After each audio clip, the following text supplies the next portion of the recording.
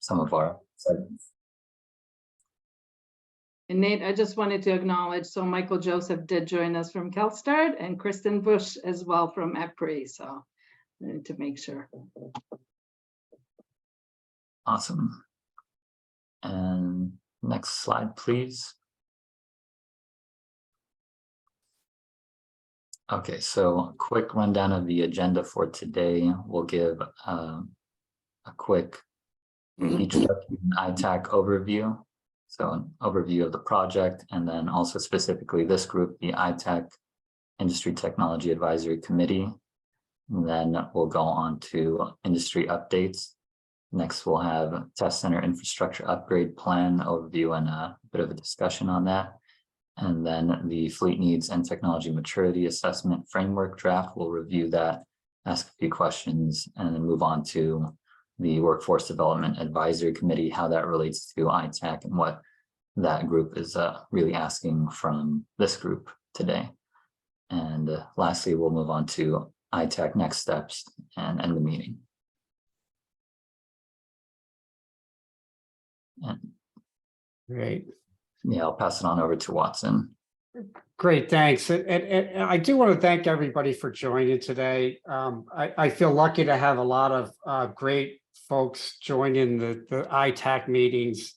And we want to make this valuable to you as an ITAC member, also to provide input to our project and help you have a voice and help us navigate this challenging process of electrifying trucks. And so we do want to create a dialogue with you. We want to hear from you. We have a lot of specific activities that we'll talk about where we're asking you specific questions along the way, but please, just raise your hands and through that reactions function to raise your hand if you want to ask questions along the way, because or add comments or clarify things for our project here. The project overview, the purpose of this is we're trying to accelerate electrification of medium heavy duty trucks in key markets, and the thesis is that if we electrify the drayage market first, it leads towards the long haul trucking. So that was what we're pursuing. The project goals, we got three big parts to this how we achieve that objective. First is through stakeholder engagement.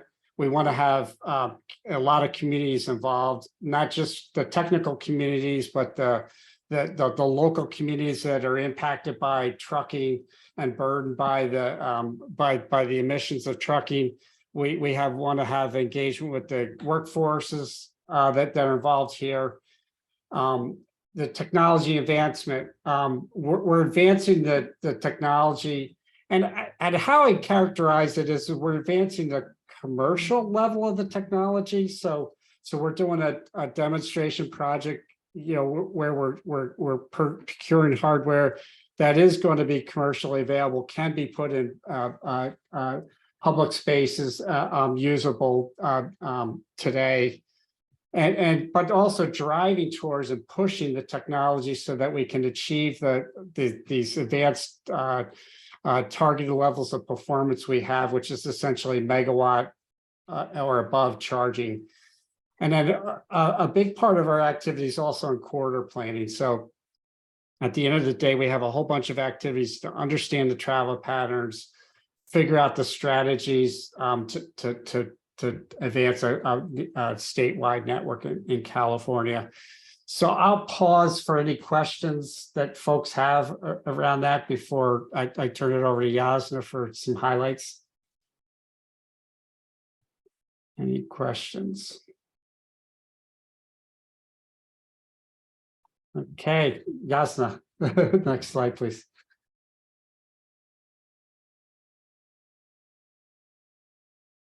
All right, here we go. So ITAC, this is the Industry Technology Advisory Committee. This is you all. Thank you for joining, and we depend on you greatly in this entire project because we want to use you as a bouncing board, feedback advisors on all the work that we're doing.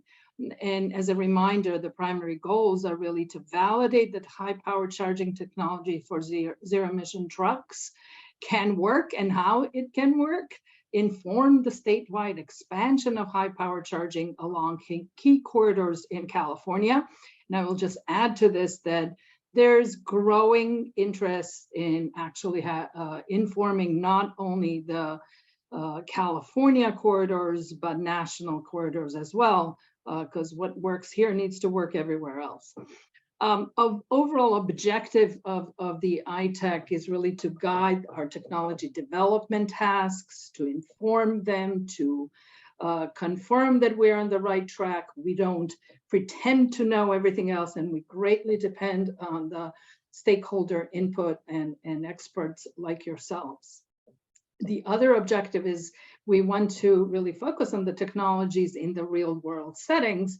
So once we build out these pilot sites, test how it works, those are the examples of the real world settings. And again, we rely on the guidance there and working in close collaboration with you. We are in parallel to that, and we will talk about it a little bit in more greater detail later, doing a kind of a broad study on understanding how do we define fleet needs and technology maturity assessment? How do we assess the status of the technology, as well as what do the different fleets that what do the different fleets, expect, so that we can really take into account their expectations and their everyday needs that will be important if this is going to work in the real world. So we will be getting your input on some of the draft documents that we have developed on the fleet needs and technology maturity assessment, both the framework and then eventually once we collect the input, the final work. So sort of the function repeats really 1, 2, 3. So the prime things that we want to communicate with the ITAC is on technology development and the fleet needs and technology maturity assessment framework, to make sure that we are including all the input that we need to include and that is broad and sufficient. And then thirdly, to speak about the corridor planning. I'll pause for a brief second just to see if there are any quick questions on that. And if not, you can always ask questions in chat or let us know. Let's move to the next slide. So top sort of 5 project highlights. ITAC.org is live. We think the site looks beautiful. We have information there. We're still working to have more and more information, but please do take a look at the website and be a frequent visitor. We do sort of communicate through it and provide sort of updates overall. Secondly, all of the advisory committees have been kicked off and active. So the Technology Advisory Committee is the big one, sort of that sits on top and has oversight over all the advisory committees, as well as the project advisory to the project as a whole. Industry Technology Advisory Committee and subcommittees, that's you all here. And on the subcommittees, we basically create subcommittees that are specific to questions that we're asking, in our smaller groups, that we discuss some very, very specific needs that the project has. Community First Technology Advisory Committee and Subcommittee is, again, focused on the communities where these corridors and these charging sites would be located, if not now, in the future. So we want to make sure that we take their input into the project. And last but not least, Workforce Development Advisory Committee and subcommittees. That one is also very active, and we have some updates on that as well. Next, the pilot site planning is going underway. As you all know, we have 2 sites that we're working with here in Southern California. One is at Travel Centers of America off of the I-10. The second one is the MHX site in Carson, about 10 miles up the road from the ports of Long Beach and LA. So I don't know that we have specific updates today on the site planning, but it's going on and we'll keep you informed. And then I think we'll have a little bit more on the SoCal Edison lab development and where we'll provide you a status update today on that. And then we'll talk about the truck maturity assessment and surveys that have been conducted in order to inform our framework for the fleet needs and tech maturity assessment. So let me stop there and invite both my colleagues as well as to chime in if I've forgotten anything or any questions from you all.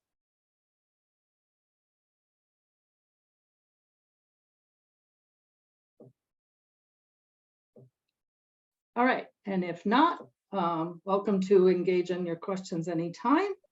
Let's move to the industry updates, and Watson and I doing ping pong here, but I think he's going to give you a better update here at this time. Go ahead, Watson. Perfect. Yes. So our target level performance is really to drive towards higher power charging levels, and so we're trying to accomplish that in several areas. One with our pilot sites and others just in our laboratory environment and helping to drive that in our plans also. So for our host sites, when we briefly talked about what's that update on our host sites, given that the deadlines that are established in the funding opportunity, we're going to be deploying CCS chargers at our host sites initially, but they're being put together with a pathway towards MCS in the future. So that's what we want to set in place is that while CCS is the current commercial equipment that we can procure today, we want to create that pathway towards the future. So just an update on what's going on in the high power charging. The folks, our friends at Argonne National Labs are leading this SAE committee, which is how you manifest the charge and the CHARN standards in the US. And so that process is underway. That there was a technical information report that was issued late last year out of that committee.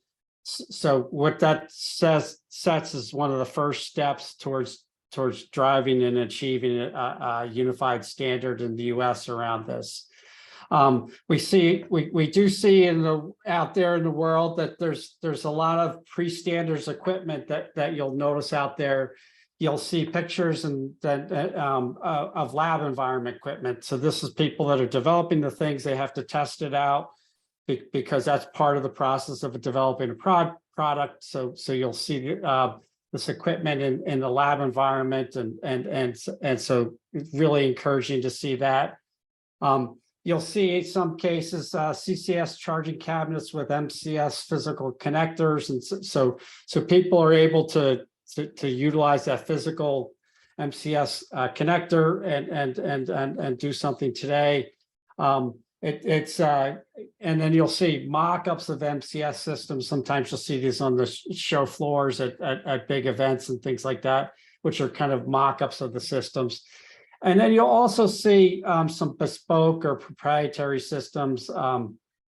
Essentially, I think we've seen in Modesta recently a proprietary system that has a connector that's unique to that manufacturer. So you'll see that kind of stuff. We're following it. We're talking to people around what's happening there. We are really trying to identify vendors and talk with vendors that have an MCS pathway underway. So if we haven't been talking to you, please send us a note. We do want to have these conversations. We want to see, again, before we lock down the equipment on our pilot sites, we're getting pretty close to locking that down. that we want to make sure that we've got the best available equipment that we can procure in this time frame here that we're seeking to do. So please reach out to us. We'd love to be one of the early serial number site hosts for MCS chargers. So again, please reach out to us if there's a way we can collaborate and achieve that vision there.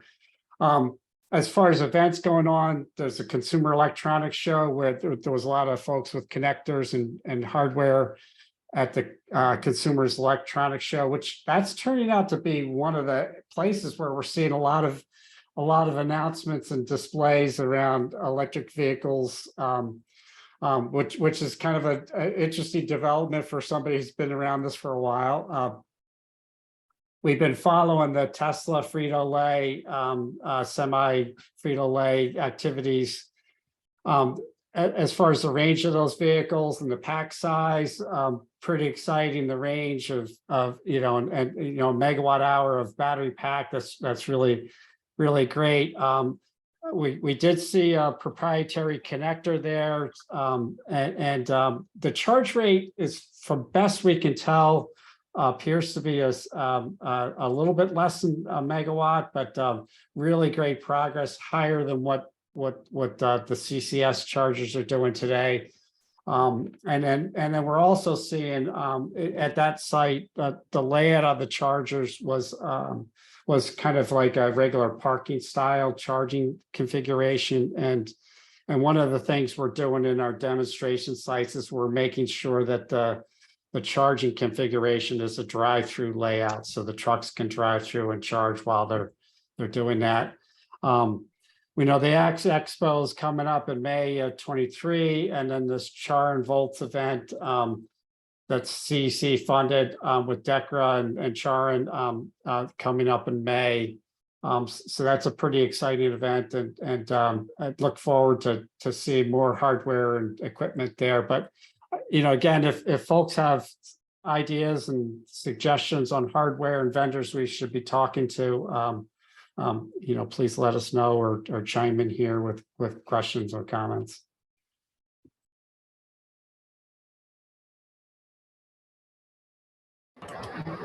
Watson, there's a question in the chat you might want to look at there. Okay, perfect. Thanks, John.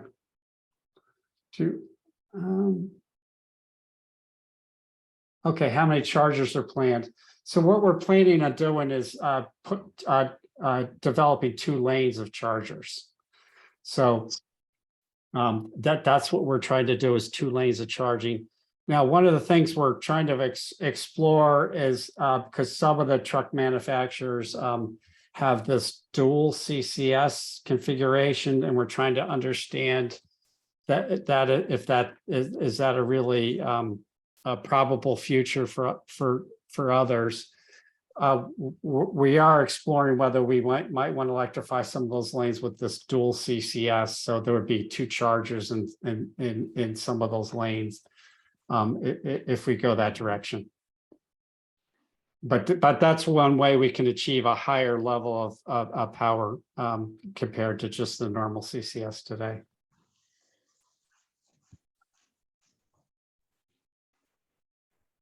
Is there a possibility to include some Tesla chargers given the higher charging levels? Yeah, again, these sites are going to be developed with pretty high power charging levels, so we can be able to do that, and would welcome more discussions with Tesla, and have been trying to have more discussions with them over that question you had. And any other questions?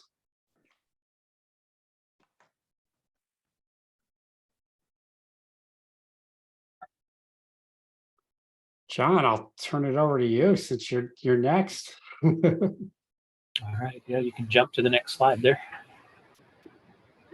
So just a quick overview of the test center that we're developing in conjunction with Southern California Edison, located in Pomona, California. I guess I should have included the address there. There's a satellite view, but we didn't put the address, but it is in Pomona. To kind of where we're at. So as far as the equipment side of things, The test instrumentation from Keysight is now on order. That went into place. I don't know when you can call it official. It was either Friday of last week or Monday of this week, but that is now in the mix with Keysight. It's going to take about 6 months for all that hardware to be delivered. We're expecting some to be delivered much more quickly in a few weeks, and then some to lag a bit, just in terms of their capability to produce the hardware. If you're interested, we can talk in more detail about that. The photos on the lower left show some of the cabinetry that will be included there. This is a system that can emulate the vehicle, so you can test a charger, or it can emulate a charger, so you can test a vehicle, or it can sort of act in the middle and monitor what goes on between a vehicle and a charger. In terms of SCE location, one of the things that's still to do, I guess our next thing, I have requested from Keysight detailed mechanical drawings of all this equipment. SCE is thinking about potentially putting this on a platform that would be portable, so something like a trailer. But we'll need dimensions of the hardware to start, planning for the physical layout of the test site. Other equipment, most of it will follow with the things I'll talk about next. So the lab physical upgrades, those are in design and permitting. I think they actually have this in with the city and are waiting for a response on that. It's designed to support a capacity of 2.5 megawatts and has a 12 kilovolt feed to that location. It has the ability to operate at 12 kilovolts if you have equipment that can run directly off medium voltage, and also 480 volts at those power levels.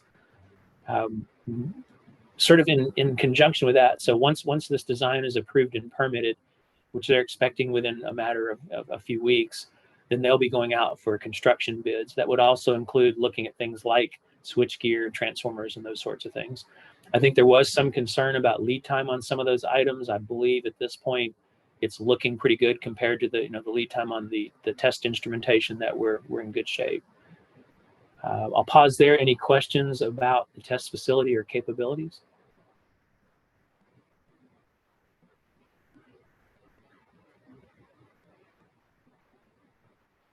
All right, I'll just close with this. So initially we're going to be working using CCS connectors. That's what test gear is available at this point.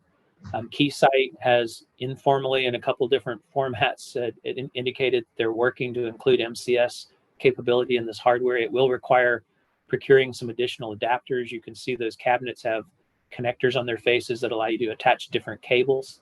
And so I think the key point there is right now MCS is still working on what communications technology will be used. Once that firms up, then Keysight can finalize that. And there's a question in the chat about project timeline. And Watson, I think I would hand that one to you.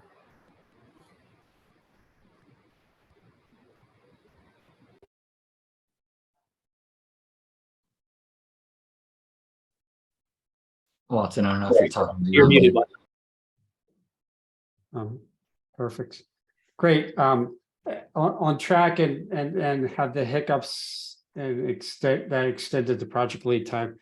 I think right now there has been some delays on these equipment procurement timelines for the demonstration sites and the lab. And so, but we should still be able to fit that within the original timeline of the project. So that's really encouraging. We are looking at ways to mitigate the delays on some of these long lead time things, as far as how can we take things out of normal sequence. So we're looking to do that. And then probably just on the front end, that we have over 10 subcontractors that are involved with us in this project, and that probably took us a little longer than expected to get that all resolved. So there was a slight hiccup. That wasn't a major delay on the timing of on that part of it. And again, some of these areas where we did have these delays, like with surveying the truck manufacturers and and such, that we've actually initiated a process without vendors to mitigate that. So we've done some things to mitigate some of the delays we had with some of the contracting along the way. But good question. And I would comment too on the lab hardware. That was certainly one we were concerned about, and we've been trying to expedite getting that purchase order into Keysight as quickly as we could. As it turns out, I think Keysight probably falls in line quite well now with sort of all the other hardware coming together. So we feel pretty good about the lab capabilities coming together.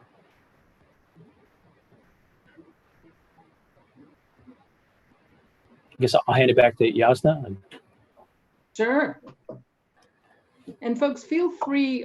Yeah, we have staff here that can read the questions in chat, and hoping we can open up for discussion as well.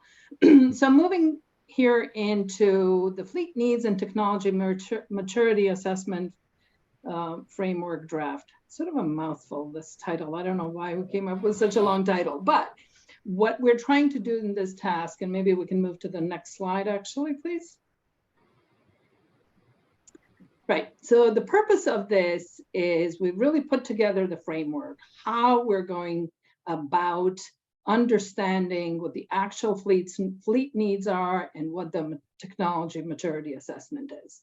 And so a couple of things, different surveys we're doing. And Watson mentioned that we have been doing the OEM surveys, all the truck OEM surveys. So Jesse Lund, actually from our CalSTART team, who fortunately couldn't join in today, has reached out to those of you from the truck OEMs that are on the call, has either reached out and done interviews. I think we've done 6 or 7 interviews already. There are a few more leaving, which is about an hour or so discussion on where the truck technology is, where it's going to be in a year or two, specifically mostly in terms of power level of charging that the trucks will be able to accept, and what the timelines look for each of the truck manufacturers.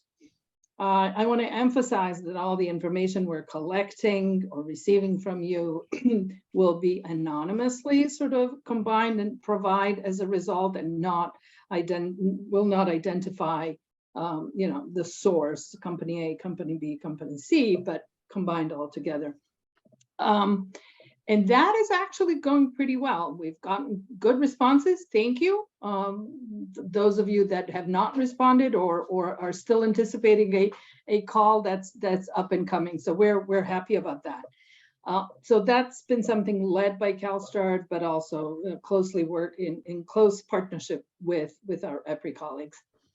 On the second series of surveys, our EPRI colleagues are actually reaching out to the infrastructure providers and technology providers in the infrastructure space, again, to understand the capabilities of high power charging, the capabilities of the equipment, the timelines, et cetera.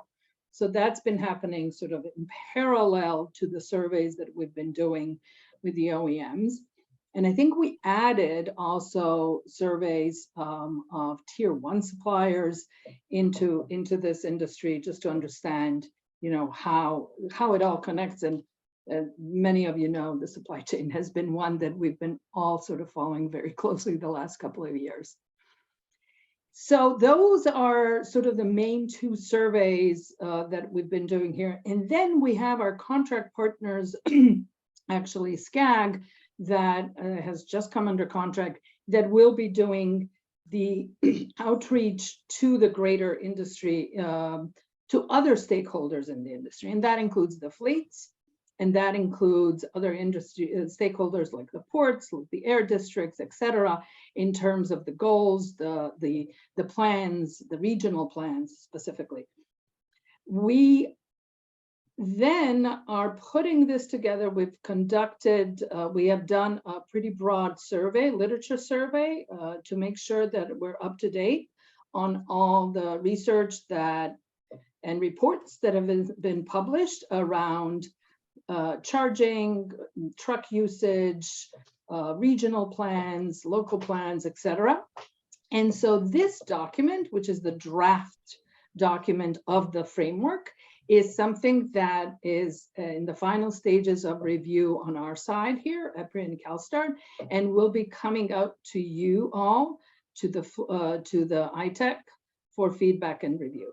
And because it is a document of 20 or so, 30 pages, I think, Mike and Nate, we are actually summarizing it into a shorter version that would be digestible, that those of you that can read the 20, 30 pages, we're happy you want to, but we also want to provide a shorter summary. So that's going to be coming your way about mid-February or so.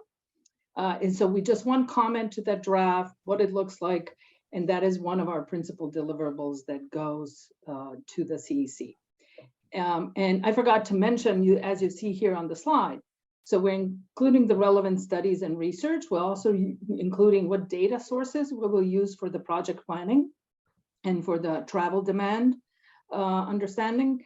And we also are including a community engagement strategy and equity plan within that framework. So as I said, we're trying to be as comprehensive as we can, but always looking for input from you all if we've gotten the right sources and anything that we've missed. So let's move to the next slide for a minute. Okay, I think this repeats more or less where we are with the draft, and that will be coming your way. And next slide.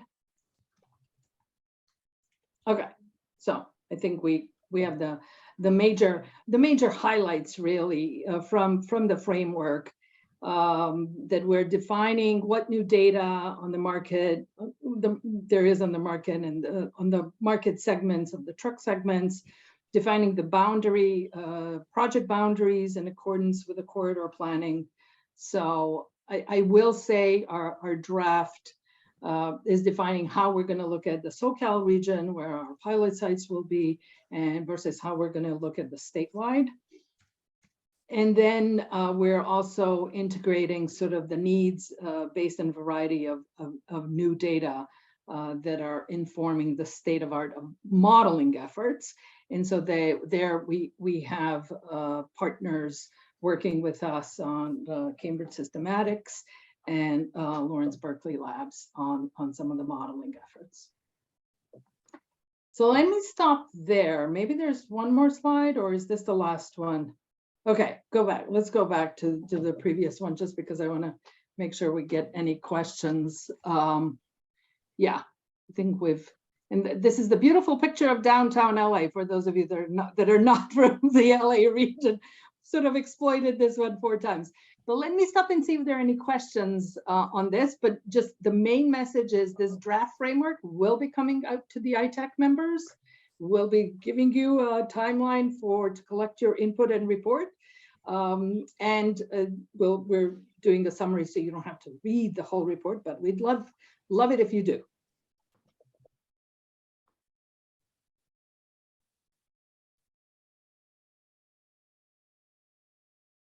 Okay, not seeing any There's questions. a question from Philip, maybe. Oh, yep, Phil, go ahead. Hi, thanks Yasna and the team there at CalSTART for putting this together. I sort of got sidetracked a little bit there for a while with some other emergencies, so sorry if this is if you've already gone over this, but I wanted to find out, as you're doing the outreach and equity plan, how are you incorporating truck operators, maybe independent owner operators, or just generally fleets into this discussion? Obviously, oftentimes, there's a lot of these types of products that are developed, and I feel like sometimes the missing key are actually people that drive the trucks, unfortunately. So I just wanted to put that out there for discussion.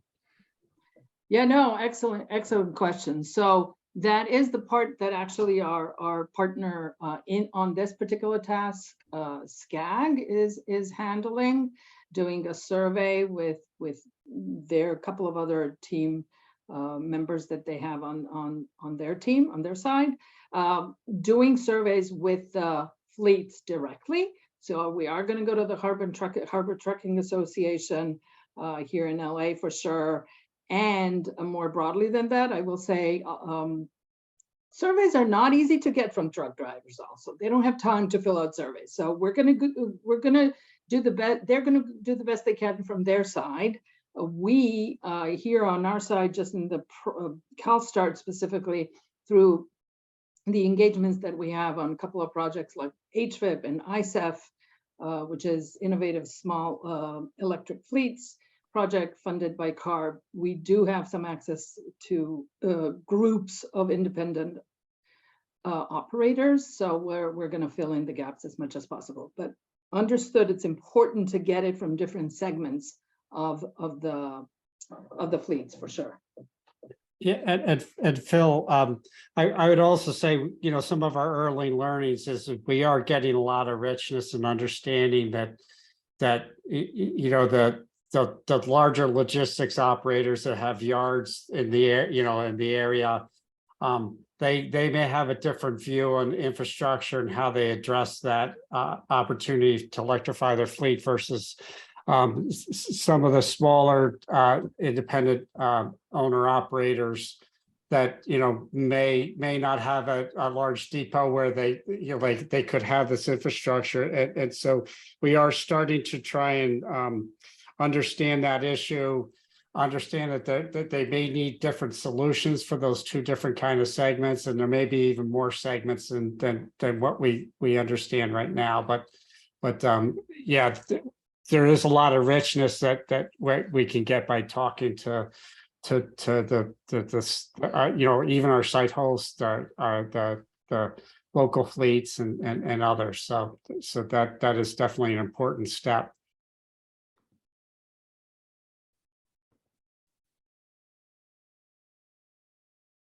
Thank you for the question. Any other questions?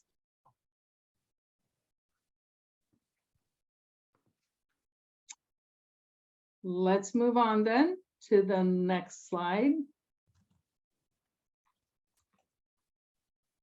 Great.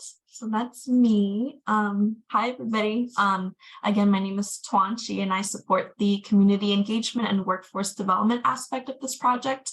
So as you may know, we have a workforce development advisory committee, and its purpose is to ensure that priority committees are involved in creating and guiding the initiatives and its economic and job training development challenges and benefits. The WEDAC has three functions. The first is to provide input on the workforce development draft, which is in the final stages of its approval by the CEC. The next is to support equity and workforce development goals. And lastly, it is to inform activities which coordinate new and existing training and job opportunities. And the committee is active and has convened 3 times in the past year. And in these meetings, there were a lot of interest in collaborating with the ITAC members to better understand the current workforce development needs. And what's better than to hear it directly from you guys, the industry experts yourself, which brings me to this slide. So we created a couple of questions to guide this discussion. And the first is, what training/skills do you need from the workforce? So like, what areas are the biggest workforce growth areas that you see? Which should we focus on? And what do you think is important to include in training curriculums? The second question is, what opportunities, training programs, and more do you have for the workforce? And what type of community-oriented programs do you have specifically, or are you developing? So feel free to raise your hand to speak or enter your comment in the chat. Again, we just want some high-level feedback, and we'll follow up with a more detailed form for additional feedback.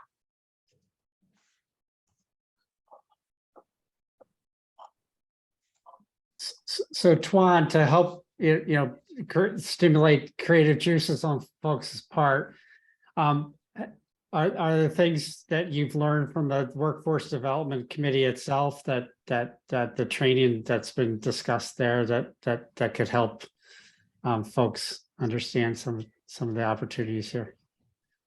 Yeah, definitely. So right now in our current committee, we did a labor market labor analysis. So just trying to understand what are the current job postings out there, what is the industry asking for, and the purpose of this discussion is to help provide more feedback on that. So we're just trying to assess what is needed out there in the workforce from the industry side.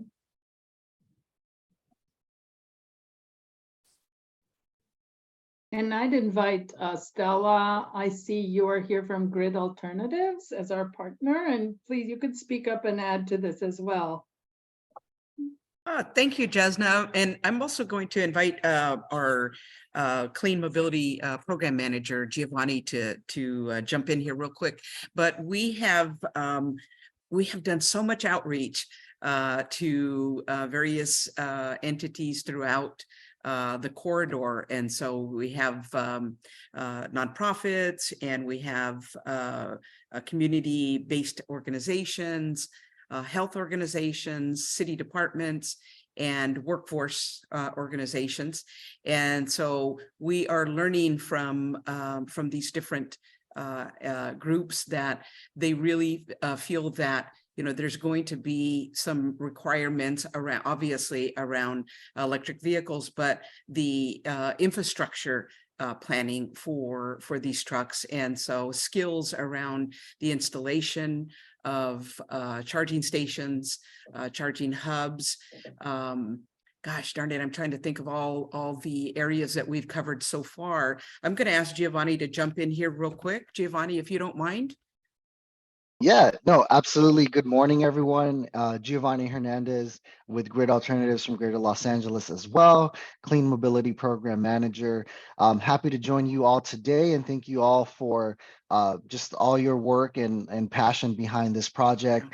Chiming in a little bit on some of what Tuan alluded to, a labor market analysis that was done from one of our WEDAC members on the academia side. Mm-hmm. And, one of the things that was presented at our last meeting earlier this month around challenges with doing, for example, a labor market analysis based on job postings at the moment is one, there aren't industry codes right now, so there isn't a lot of research or an analysis you can do based on job postings, because some of the things we're seeing is one, again, there aren't industry codes yet. Two, some of the maybe hires that have happened in this sector pertaining to electric infrastructure or electric trucks are hires, not necessarily new hires,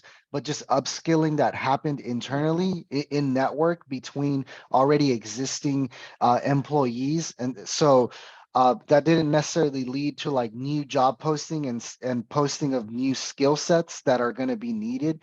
And so we really need to do a deep dive. And that's why I know Tuan is posing the question to everyone here on the ITAC of, asking our industry partners directly, what is it that you all anticipate we'll be needing in the future, right?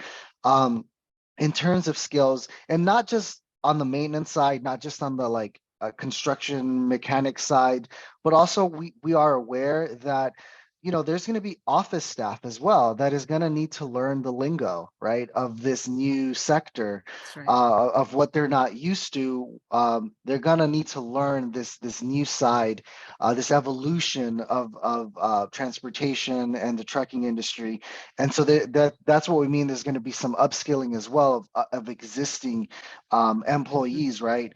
And so that's why, right, we have these questions here, because part of our job with the WEDAC, with the Workforce Development Advisory Committee, is to put together curriculum and trainings to really set folks up for success in finding jobs in this evolving sector, but to also feed into industries that are going to need these skill sets in workers, right? So Thank you. that's what I can add on that we've been discussing.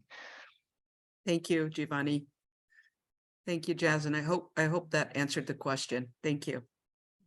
Thank you for chiming in. Yeah, and we did want to definitely highlight your good work and teamwork and support here. Thank you. So if folks don't have answers now, I see Chris, you're putting in some comments. Thank you. As Tuan said, we're going to reach out back to you with a note and to collect that information. But happy to also see your comments, or raising your hand is fine too. I could go ahead and read Chris's question in the chat. So Chris says, we have seen several grants require EVITP certification in California. Is there a clear pathway to obtaining those certifications under existing training programs? Is this advertised appropriately to trainees? Stella, I think I will ask you or Giovanni if you know about this from our feedback. Yes. Yes, thank you, Nate. And to answer Chris's question, I just put in the chat that we are working on creating a pathway to the EVITP certification. And so this is something, fairly new to all of us, but we do have some connections to this certification. And so we're definitely going to be looking at how we can provide this opportunity to folks that are interested in moving into this industry. It's not here yet, but we're working on it. Thank you.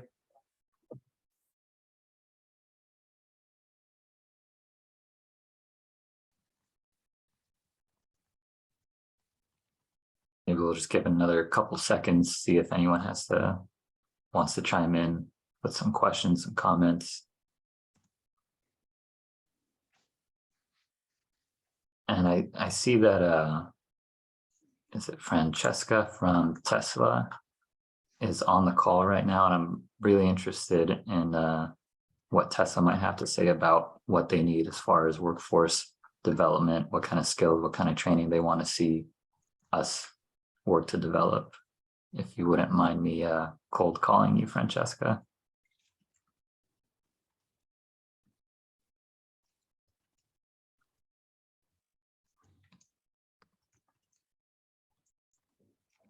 Okay.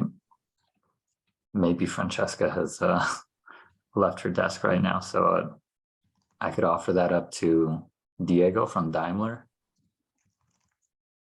Are you here with us, Diego? Yep, I'm here. Yeah, just curious if you have any opinion, anything that you know going on in terms of Daimler's need from a workforce perspective, what kind of training, what kind of skills that Daimler wants to see? A lot of what was already mentioned, right? We gotta develop the skill set to, our department specifically is focused on the infrastructure portion. And so developing the skills to service and maintain chargers is critical to this transition.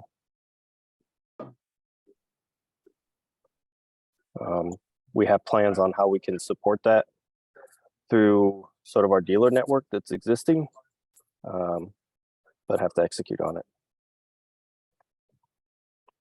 Got it. And so is that both on the charger side and the vehicle side, or are you focused on? Vehicle side is not as much of a, like we already do that with our vehicles today. They have electronics and, they're pretty technical from an electronics point of view already. So the step from the diesel powertrain to a full zero emission powertrain isn't that huge of a leap on the vehicle side, but it's the charger infrastructure portion is kind of a whole new ball game. That's really interesting to me. Yeah, I would have thought that all the control systems needed for a fully electric vehicle would be very different, but there's already so many control systems. Yeah. The vehicles today already have a lot of control systems. They have some high voltage components in them already. It's just, now it's all sort of high voltage and so it's not as huge of a leap from on the vehicle side as it is for the infrastructure part. Well, good to know. Thanks for chiming in here. Happy to. and Stella and Giovanni, one comment I would also make is something probably more learned from the light duty space electrification, but and it's not a it's not a you know, a very robust technical skill is required, but the site hosts themselves who are hosting infrastructure, they're the ones that are dealing with the users of the infrastructure. And what's happened in the past is that the site host, when a user of the infrastructure comes up and says, this isn't working, or how do I do this, or how, like, sometimes no one ever thought of training the site host to how to help people understand how to use things and troubleshoot and resolve things. And so again, it's not like it's not I don't know if it's a direct job, you know what I mean? But it's a skill set that more people are going to have to help people use the infrastructure. I don't know if you're nodding your head on that one, but Yeah. Thank you, Watson. I'm really Okay. glad you brought that up because we are working with Zeem Solutions. Not sure if you're familiar with them, but they're building charging hubs in, gosh darn it, there's one near the LAX airport. And so they've asked us to help with their training curriculum for folks that are working at their hub, that are going to be working with not just, you know, medium duty, heavy duty trucks, but like fleets of electric cars, right? And so we're working just to help them determine like what's a career path for these individuals, what type of skills do they need, you know, at every level of this career path. So we'll have more on that probably within the next, I'd say 2 months or so, and we'll definitely keep everyone updated of those findings. Thank you though, Watson. That's great that you brought that up. Thank you.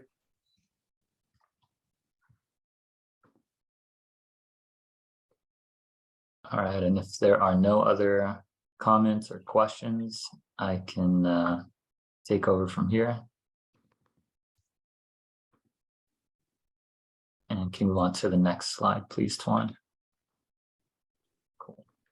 So yeah, the next steps for this group are really to email any additional feedback on the test center infrastructure upgrade plan by February 10, ideally, and same with the fleet needs and technology maturity assessment framework. We'll get that condensed version because we don't want to force anyone to read 25 pages of our work. We'll condense that into hopefully 2 or 3 pages of high-level highlights for you to review. And if you could please get us feedback by about February 10th, that would be much appreciated.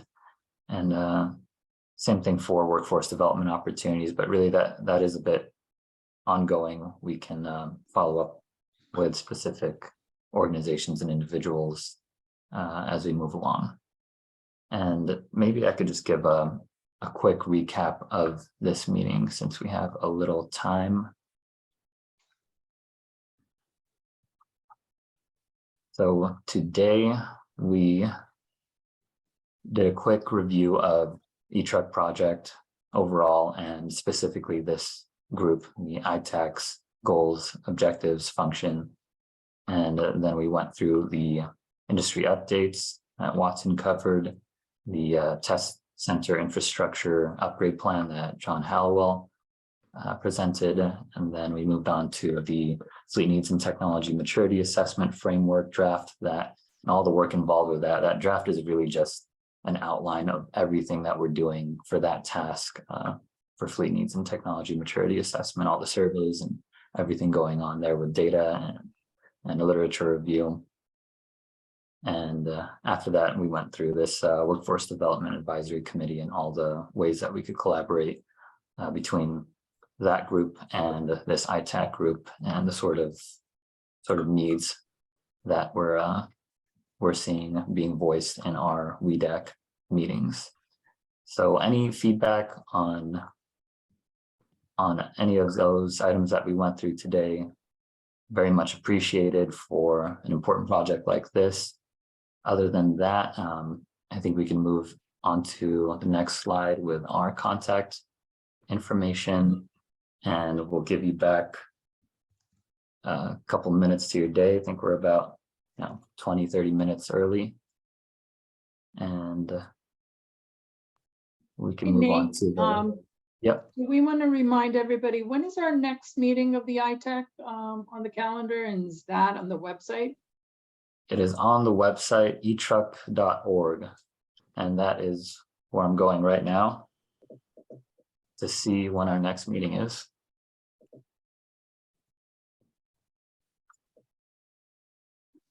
And everybody can look at the website. Actually, those dates are pretty well defined for the entire year, so feel free to check those out on the calendar. April 19 is our next one. And feel free to suggest agenda topics that you think we need to cover. Please do that. And if you think we need to present on something that's going on in our area that's connected to this and associated with this, also, please let us know, just because we want to make sure that we're hearing hearing from you and making this useful to you also. So Yeah, there are a few items where we are required to solicit feedback and input from you all, but then we are also just pretty flexible in incorporating anything that we see come up and being voiced by our committee members. So we're trying to be very good about incorporating all of your feedback to drive these meetings. yeah, and it'll be pretty exciting once we get these surveys, the feedback from all the surveys, and we have some of our early plans together for the task 6 part, which is a statewide plan. There'll be a bunch of things to to go over that have a lot of meat to them. So that'll be great. That'll be great.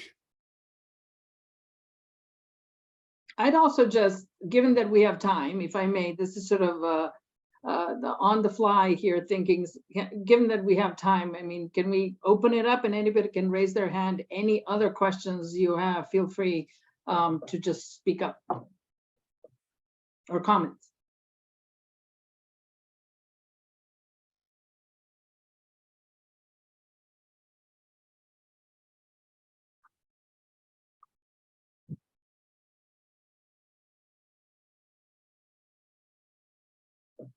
I think that means we're doing a good job. Right. Well, just to randomly break the silence here, I'll just chime in and say I appreciate. Thank you. My name is Ryan, by the way. I work with NG Impact Electric Vehicle Consulting, amongst other things. But anyway, it's nice to kind of get the lay of the land on these calls, and I look forward to the potential for some review and to have our next call. Thank you, Ryan. Thanks, Ryan. Appreciate it. Well, I guess all we have left to say is thank you all for joining, making the time today. I know we have there's a carb thing going on right now too, a couple other things going on. So appreciate you taking the time to make it here and give us all this important feedback on such an important project. Yeah. All right. Thank you. Bye. Bye. Bye.